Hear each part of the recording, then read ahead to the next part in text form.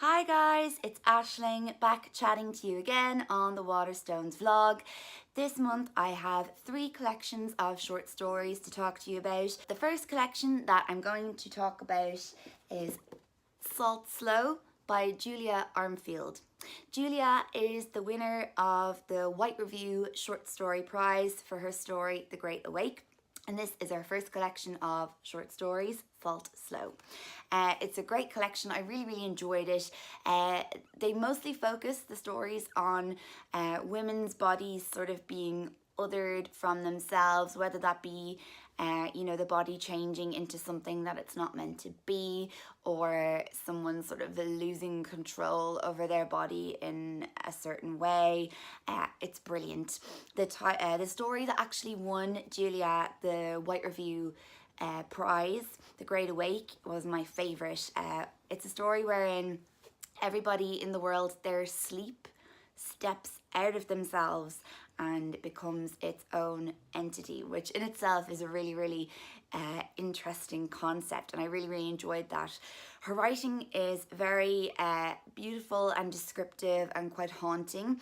I'd almost describe her as a non-twee Angela Carter. Not that there's any wrong with being twee, but I just think there's no pretension about any of the kind of supernatural aspects of the stories. You know, you're sort of spoken to very matter-of-factly, but very sophisticated, very nuanced, very elegant. I very much enjoyed these stories, and I think that this is a book that's going to be absolutely everywhere in a few months' time. It comes out in May, so I would say definitely keep an eye out for her name and her book, because I think it's about to explode.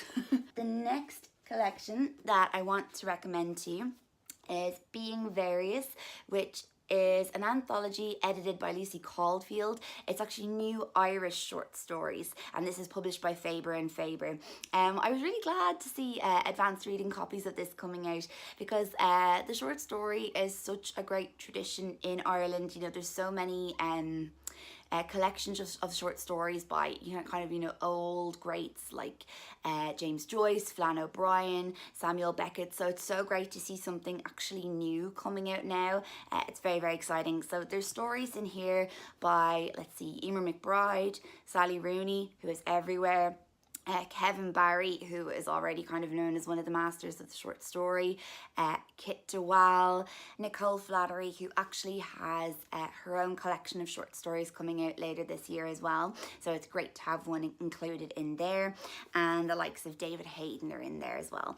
So I think it's a very exciting book, and I'm very glad that Faber are bringing that out, and I look forward to seeing the hardback out in the shelves in all good bookshops. This one also comes out in May, so it might be a good one to bring on a summer read or something, so we'll all be looking forward to that. And then the last book that I want to recommend to you is actually already out, so it's Mouthful of Birds by Samanta Schweblin. Samantha was actually shortlisted for the International Man Booker Prize in 2017 for her novel Fever Dream, which I also read when it came out and absolutely loved. I think it can't really be described as anything else other than literally a fever dream. It's fantastic. But talking about her books, in the same sort of darkly surreal way, these are fantastic stories. They're very kind of muted, quietly full of dread.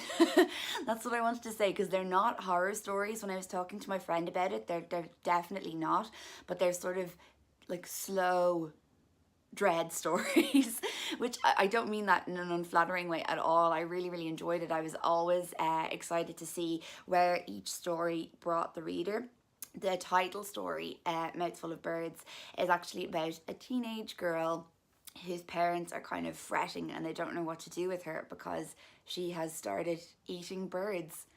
And I'll just leave you with that idea, because I think that concept alone is brilliant, and you're kind of thinking, what do you do with that? How do you go from there? But it's brilliant, yeah. So I would really recommend this, especially if you are kind of more maybe into novel reading, or if you did indeed read Samantha's first novel, Fever Dream. This is a great place to go next. But it's also, I found it was a great page turner, because sometimes the problem with a short story collection can be that it's very easy to park your bookmark in there and kind of never return. It's also a plus for short story collections as well, I guess, that you can do that. But this is great. Kept me reading to the very end, and I was always very excited to see what the outcome of each story was.